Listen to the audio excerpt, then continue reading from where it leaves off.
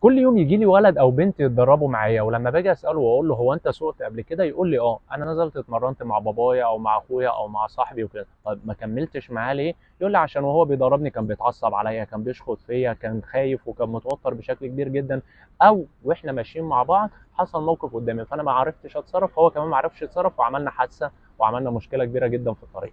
فخليني اقول لك ان انت لو حد ناوي تتدرب مع حد من اهلك او مع حد من صحابك، فوري له الفيديو ده عشان خاطر يقدر يدربك بشكل صح، ما تعملوش مع بعض مشاكل خالص. لو انت بتدرب حد حاول على قد ما تقدر ان انت ما تشخطش فيه وتوتره، لان الشخص المبتدئ في السواقه بيبقى متوتر بما فيه الكفايه. قسم دايما التدريب على حصص مدتها قصيره عشان الشخص ده ما يتعبش منك ويفضل دايما محافظ على تركيزه. سيب دايما المتدرب يعمل اخطاء طالما مش خطيره، يعني ممكن ان هو يلف مره واحده او يقف بشكل مفاجئ، دي حاجه مش مريحه بالنسبه لك، بس المهم ان هي ما تكونش خطر. اقفل دايما الكاسيت او التسجيل وانت بتعلمه السواقه، وما تخليش حاجه تشتت انتباهه، وخلي تركيزه كله في السواقه وفي الطريق. لما الشخص اللي بيتعلم معاه تلاقيه بدا يتعود على السواقه وعلى العربيه، خليه دايما هو اللي يوصلك للاماكن اللي انت متعود تروحها. يعني مثلا عندك مشوار او حاجه، خليه هو يوديك وهو يرجعك، ما تاخدش منه العربيه ساعه المشوار عشان ما يفقدش الثقه في نفسه. افتكر دايما زمان وانت بتتعلم السواقه وايه اكتر حاجات كنت بتبقى عايز تعرفها واعرفها للشخص اللي بيتعلم معاك. حاول دايما ما تديش معلومات للشخص اللي بيتعلم معاك عكس بعض، يعني مثلا ما ينفعش تقول له اطلع لقدام وقف مره واحده، او اطلع لقدام وارجع لورا، او حاجتين عكس بعض.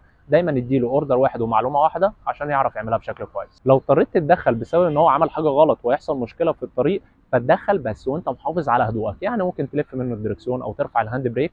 المهم ان انت ما تشخطش فيه او ما توترهوش، لان ممكن رد فعله هو يبقى اقوى منك ويحصل مشكله. وفي النهايه حاول ان انت تكون صبور على قد ما تقدر، وخليك عارف كويس ان مفيش حد بيسوق كويس في الفتره الاولى، فعشان كده حاول تستحمله، وحاول ان انت تتوقع الحاجات اللي هو ممكن يعملها غلط. يعني اكيد وهو بيلف الدركسيون وداخل شارع مش هيخش بشكل كويس، فانا ايدي تبقى قريبه منه. اكيد وهو بيقف مش هيقف بارتياحيه، فانا ابقى مستعد لحاجه زي كده، بحيث ان لو عمل حاجه غلط ما يحصلش مشكله في الطريق.